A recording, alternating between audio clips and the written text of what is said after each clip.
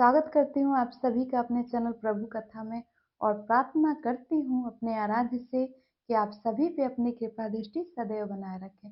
तो आज नवरात्रि का पावन पर्व है और पे मैं आप सबको माँ वैष्णो देवी की कथा सुना रही हूँ।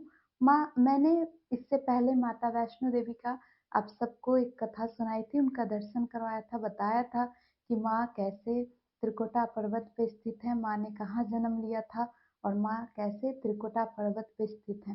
तो आज मैं आप सबको सुनाने वाली हूँ माता से जुड़ी कथा, कैसे माता ने अपने भक्त श्रीधर पे अपना उपकार किया, कैसे माता ने भैरवनाथ का वध किया। तो आज मैं अपनी कथा में आपको ये सुनाने वाली हूँ। तो हम सभी को पता है माँ वैष्णो देवी की महिमा, उनकी कृपा।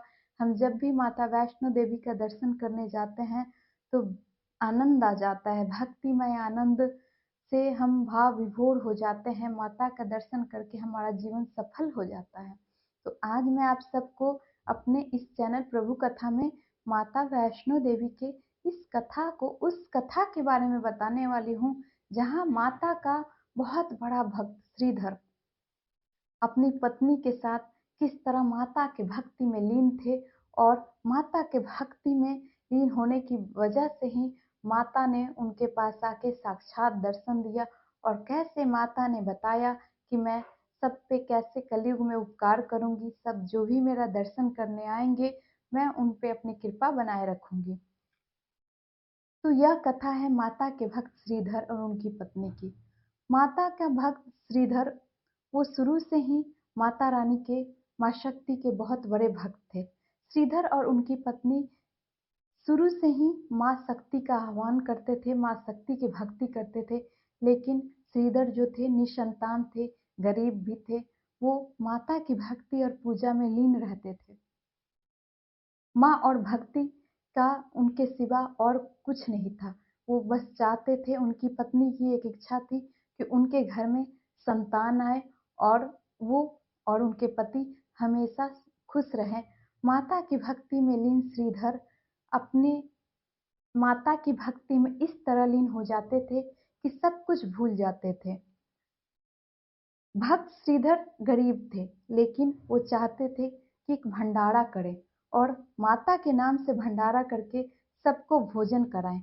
लेकिन भक्त श्रीधर के पास इतना सामान नहीं था, इतना अन्न नहीं था, इतने पैसे नहीं थे कि वो भंडारा कर सके और भंडारा करके माता के नाम पे भंडारा करके सबको भोजन करा सके। लेकिन उनकी यह इच्छा थी वो भंडारा करवाए। अपने मन की यह इच्छा लिए हुए वो रोज माता की प्रार्थना और पूजा करते थे। एक दिन उनकी इच्छा यह इतनी प्रबल हो गई कि उन्होंने सोचा चाहे कुछ भी हो जाए मैं माता का भंडारा अवश्य करूंगा। इस इच्छा के साथ वो सारे गांव वालों को भंडारा में भोजन करने का निमंत्रण दे आते हैं। निमंत्रण पाने के बाद सारे लोग उनके द्वार पे आने लगते हैं, लेकिन श्रीधर के पास कुछ नहीं होता है भोजन कराने के लिए। वो सोच में पड़ जाते हैं कि अब मैं क्या करूं, कहाँ से भोजन लाऊं, कहाँ से माता रानी का भंडारा करवाऊं।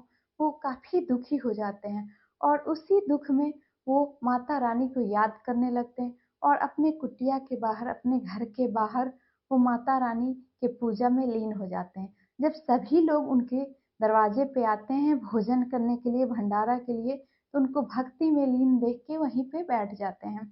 थोड़ी देर बाद श्रीधर देखते हैं कि एक छोटी सी बच्ची उनके घर से बाहर निकल रही है और सबको भंडारा करवा रही है।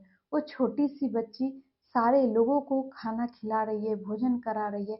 यह देख के श्रीधर आश्चर्यचकित हो जाते हैं और श्रीधर समझ जाते हैं कि यह कोई और नहीं माता रानी है, यह माता रानी ही आई है मेरे घर पे।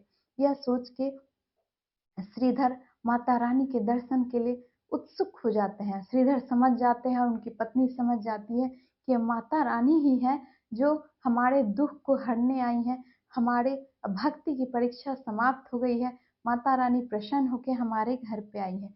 भोजन सारे लोग भोजन कर रहे होते हैं। इतने में भैरवनाथ जो था, भैरवनाथ को पता चल जाता है कि गरीब श्रीधर कहाँ से इतने लोगों को भोजन करवा रहा है। किसी ने उससे कहा था भैरवनाथ से कि माता का शक्ति उस पे है। स्वयं जगदम्बा उनके घर पे पधारी है और ये सब कारनामा है। एक छोटी सी बच्ची है जो किसी शक्ति के साथ ये सब कर रही है। वहाँ पे यह सुन के भैरवनाथ आ जाता है। भैरवनाथ के मन में छल पाखंड भरा रहता है और उसी छल पाखंड से भैरवनाथ आके भंडारे में बैठ जाता है। भैरवनाथ कहता है कि मैं आया हूँ, भोजन तो अवश्य करूँगा, लेकिन भोजन में मुझे मांस चाहिए। यह सुन के माता रानी अत्यंत क्रोधित हो जाती है और कहती है कि भोजन में, ये भंडारा है माता का, इसमें मांस देना अनिवार्य नहीं है, इसमें मांस नहीं दिया जा सकता, इसमें शुद्ध शाकाहारी भोजन है, माता रानी का भंडारा है, तुम भंडारा करो। श्रीधर भी निवेदन करते हैं, लेकिन भैरवनाथ इस बात को नहीं मानता है, क्योंकि भैरवनाथ के मन में तो छल और पाखंड भरा हुआ होता है। वो उस छोटी बच्ची को, वो क्या सच में माता रानी है, वो कौन है, इस बात को सोच के अपने मन में वो माता रानी के पीछे भागता है। माता रानी वहां से तुरंत गायब हो जाती है और गायब होके माता रानी एक गुफा में जाके 9 महीने तक कठिन तपस्या में लीन हो जाती है। उसी गुफा को अर्धकुमारी के नाम से जानते हैं या गर्भ गुफा के नाम से जानते हैं, जहां माता ने 9 महीने तक कठिन तपस्या किया था। भैरवनाथ माता को ढूंढते ढूंढते वहां तक पहुंच जाता है। कहा जाता है कि स्वयं महाबली बजरंग बली यानी हनुमान जी माता की सुरक्षा के लिए उस गुफा के बाहर खड़े रहते हैं और भैरवनाथ से काफी देर तक युद्ध करते हैं। उसके बाद माता वहां से भी चली जाती है और अगली गुफा यानी त्रिकुटा गुफा में जाके सबसे ऊपर बैठ जाती है और इंतजार करती है सही समय का, जब भैरवनाथ वहां पे आए। फिर माता वहां भी तपस्या में लीन हो जाती है और तपस्या में लीन अपने रूप में, अलग अलग रूप में महाकाली, महालक्ष्मी और महासरस्वती पिंडी रूप में आ जाती हैं और आके तपस्या में लीन हो माता वैष्णो देवी वहां पे विराजमान हो जाती है। उसके बाद भैरवनाथ वहां पे आता है और माता को ललकारने लगता है युद्ध के लिए। माता को इस ललकार से अत्यंत क्रोध आता है। वो महाकाली के रूप में आती है वहां, और महाकाली के रूप में जब भैरवनाथ माता का रूप देखता है तो अत्यंत डर जाता है। लेकिन माँ महाकाली के रूप में आके और भैरवनाथ का वध करती है। भैरवनाथ का सर अलग और धड़ अलग कर देती है। भैरवनाथ का धड़ तो वही रह जाता है, लेकिन सर को काट के माता 3 किलोमीटर ऊपर फेंक देती हैं। भैरवनाथ जब माता का असली रूप देखता है तो भैरवनाथ अत्यंत दुखी हो जाता है और माता के सामने हाथ जोड़ के माता से प्रार्थना करता है कि माँ, आपके लिए तो हम सभी बालक हैं, मैं आपका असली रूप समझ नहीं पाया था, मुझे क्षमा कर दीजिए, मेरी पाप को क्षमा करें और मेरी भूल को सुधारें। मैं तो बस मोक्ष प्राप्त के लिए ये सब कर रहा था। आप माता हैं, आप शक्ति जगदम्बा का रूप है, मैं आपको प्रणाम करता हूँ, मेरी भूल को क्षमा करें।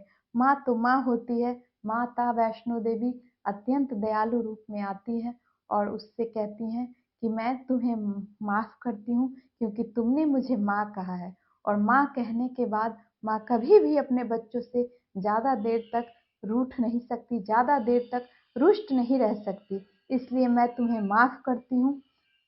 कहता है भैरवनाथ माता से प्रार्थना करता है कि माँ, मुझे लोग तो अलग दृष्टि से देखेंगे, मैं ये बर्दाश्त नहीं कर पाऊंगा, आप कुछ ऐसा कीजिए कि मेरा भी नाम हो। माँ कहती है कि मैं तुम्हें वरदान देती हूँ, मैं तुम्हें यह आशीर्वाद देती हूँ कि जो भी मेरा दर्शन करने आएगा उसके बाद तुम्हारा दर्शन करेगा, तुम्हारा पूजा करेगा, तभी मेरा दर्शन पूर्ण माना जाएगा, मेरा दर्शन सफल होगा। इसलिए मेरा दर्शन करने के बाद तुम्हारा दर्शन करना जरूरी होगा।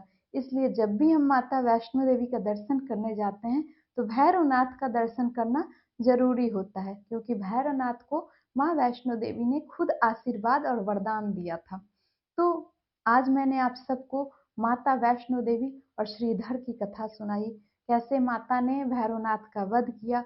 माता ने अपने भक्त श्रीधर को भी अपने असली रूप में दर्शन दिया और उनको पुत्र प्राप्ति की का वरदान दिया, उनको और उनकी पत्नी को पुत्र प्राप्ति का वरदान दिया और हमेशा खुश रहने का भी वरदान दिया।